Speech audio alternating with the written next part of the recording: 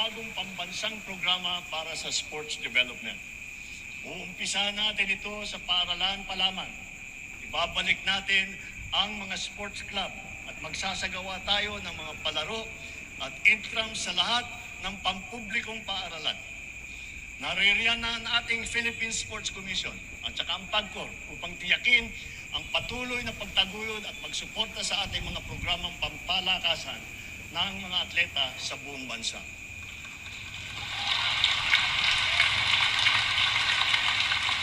Dahil sa mga ito, ang ating kabataan ay maagang namumulat sa sport, humuhusay at tumataas ang kumpiyansa.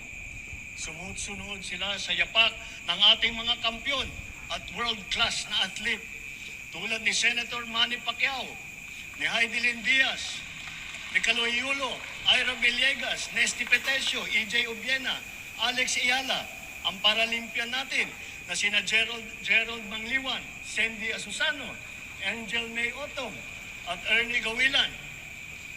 Sama na rin natin yung bago nating kampiyon, si PNP Chief Nick Toran.